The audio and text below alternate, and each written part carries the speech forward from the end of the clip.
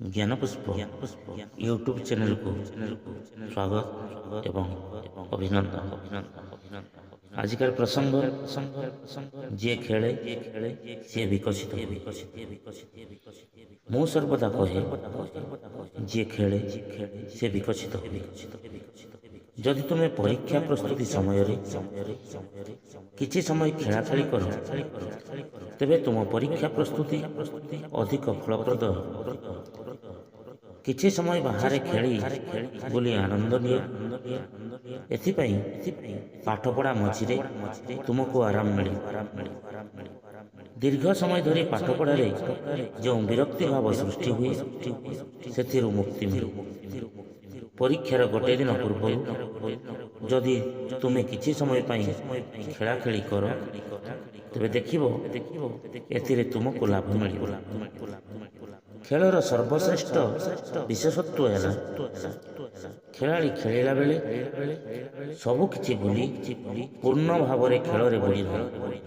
शिशुठू वृद्ध जाए गरीब ठू धनी जाए किछि फरक पड़े ना।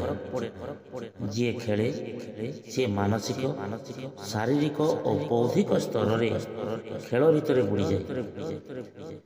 कौन सी काम रे पूरापूरी बुड़ी रहिबार क्षमता परीक्षा प्रस्तुति रे भी काम आसे। खेला खेली रे आहुरी अनेक गुड़िए लाभ हुए जहाँ आमको परीक्षा पाई प्रस्तुत करे। मन और शरीर तालमेल ठीक रहे, एकाग्रता बढ़े, शारीरिक क्षमता बढ़े, आमे अधिक अम्लजान ग्रहण करूँ, रक्त संचालन ठीक हुए, मांसपेशी शीतल हुए। आमे जानिछे खेला खेली मित्र भाव बढ़ाई थाए, दलगत कार्य पाई प्रेरणा तथा सामाजिक संपर्क स्थापनर पथ सुगम करिथाए। एथिपाई खेल आत्मसत्ता को विकसित करे। तेणु आसंतु आमे पाठ पढ़िबा संगे संगे खेला खेली को मध्य आमर रूटीन भितर रखिबार आवश्यकता अछि।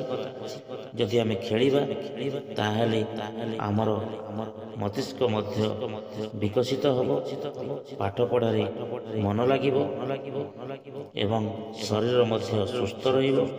शरीर सुस्थ रहिले आमे समस्त कार्य ठीक भाव में करि परिबो। धन्यवाद।